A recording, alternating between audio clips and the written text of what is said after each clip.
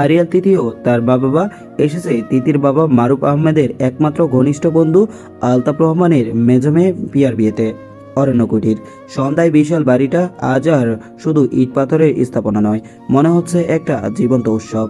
আলতাফ রহমানের এই বিশাল অট্টালিকাটি মূলত তিনতলা বৈশিষ্ট্য ডুপ্লেক্স, নিচের ফ্লোরে দুটো বেডরুম ও বিশাল হলরুম, যার সিলিং প্রায় 20 ফুট উঁচু। মেঝেতে ইতালিয়ান শ্বেত পাথর আর মাঝখানে একটি রাজকীয় পেঁচানো সিঁড়ি, যা দোতলার দিকে উঠে গেছে। সিঁড়ির রেলিংগুলো পেটালোয়া আর কাঠের সূক্ষ্ম কারুকাজে ভরা। হলরুমে স্টেজ করা হয়েছে। একটা রুমে কাবিরের বাবা মা থাকে, একাধিক গেস্ট রুম আছে। দোতলায় 3টে রুম, প্রমা, প্রিয়া আর কাবিরের। তিনতলায় মূলত লাইব্রেরি, জিম আর রুপটপ গার্ডেন সংলগ্ন একটি বিশেষ জোন। ইয়া ও তার স্বামী ইমরান স্টেজে বসে আছে। বিশাল এই বিয়েতে তিথি ও তার পরিবার ভিড় ঠেলে বাড়ির ভেতরে প্রবেশ করে। তানিয়া মিতু এত কোলাহলপূর্ণ পরিবেশ দেখে তিথিকে বলে, তিথি, তুমি পোমার ঘরে গিয়ে বসো, এত মানুষের মধ্যে তোমার থাকার প্রয়োজন নেই। তিথিরও অস্থির লাগছে। বিয়েবাড়িতে ঢোকার পর থেকে কেমন ভাবসা গরম লাগছে। দেখা করতে পিয়ার নাগালে যাওয়ারও উপায় নেই। মারুফ আহমেদ নির্দেশ দিয়ে বলে, তিথিমা, তোমার আম্মু যা বলেছে তাই করো। আমি আর তোমার আম্মু আলতাফের কাছে যাচ্ছি, কোনো সমস্যা হলে কল করো। তিথি চোখ টিপে হাসে। এই হিজাব পরে আমি গলতে বসেছি, জীবন বাঁচাতে সাময়িক বিরতি নিচ্ছি। রিল্যাক্স মুড অন, টাটা বম্মু। মারুফ আহমেদ তানিয়া মিতুর দিকে তাকিয়ে মধু মুচকে হাসলেন, চোখে হালকা কৌতুক। আমাদের মেয়েটা তো একদম ছোটবেলা থেকে পাগলাটে স্বভাবের, তাই না মিতু? একে সামলানোটা কাবিরের জন্য পুরো চ্যালেঞ্জ।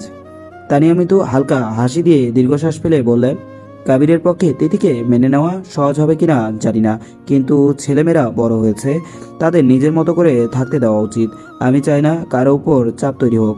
মারুফ আহমেদ ধীরে ধীরে তার কাঁধে হাত রাখলেন, হালকা কণ্ঠে আশ্বস্ত করে, তুমি ঠিক বলেছ, তবে মনে রেখো, গত 10 বছর আগে কাবির যে কারণে দেশ ছেড়ে গিয়েছিল, ঠিক সেই টানেই সে এবার বাংলাদেশেই থেকে যাবে। তিথি ছাড়া সে আর কোথাও যাবে না, তুমি সেটা নিজ চোখে দেখবে। তানিয়া মিতুর চোখে হঠাৎ উজ্জ্বলতা, মুখে হাসির ঝলক। এটা যদি সত্যি হয় তাহলে আমাদের চেয়ে খুশি কেউ হবে না। এবার চলো আলতাফ ভাই আর সারাবাবির কাছে যাই, দেখতে হবে তারা আমাদের মেয়ের জন্য কতটা চিন্তাশীল।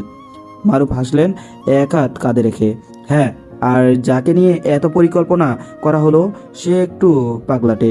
আমাদের জীবন তো একেবারে বিনোদনের মতোই হচ্ছে।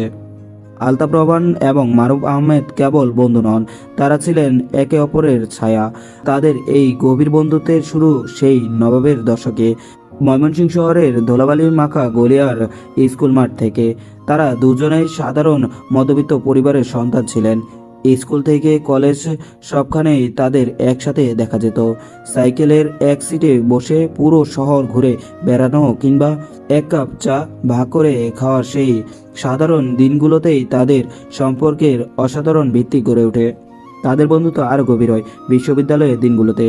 একবার মারুফ আহমেদের পরিবার প্রচণ্ড অর্থ সংকটে পড়েছিল, এমনকি তার পড়াশোনা বন্ধ হওয়ার উপক্রম হয়।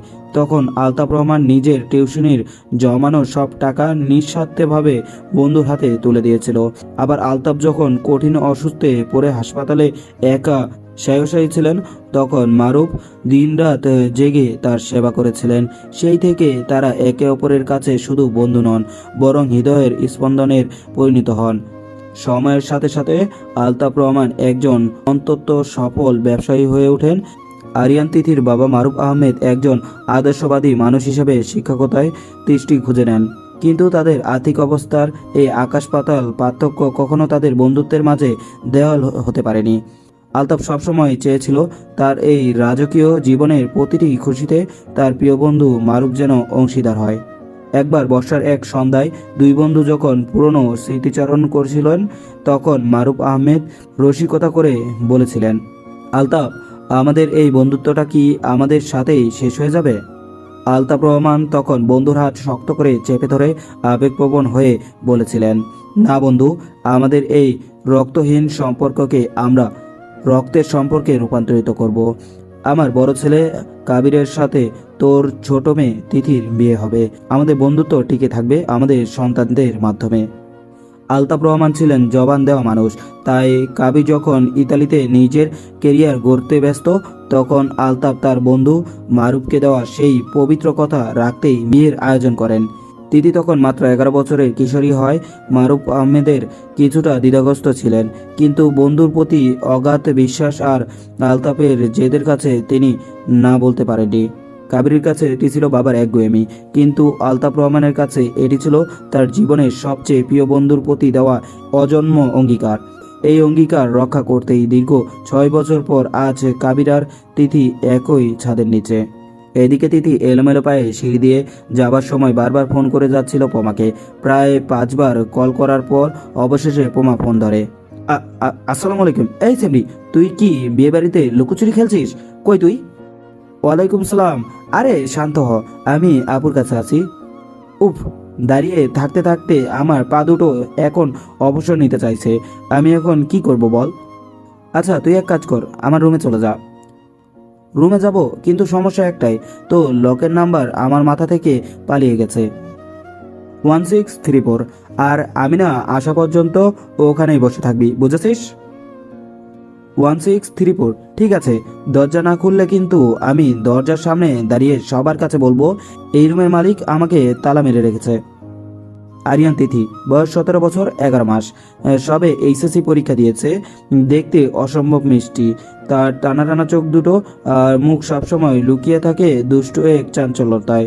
তিথি উপন্যাস পড়তে ভীষণ ভালোবাসে, কখনো নিজের কল্পনার নিজেই হারিয়ে যায়।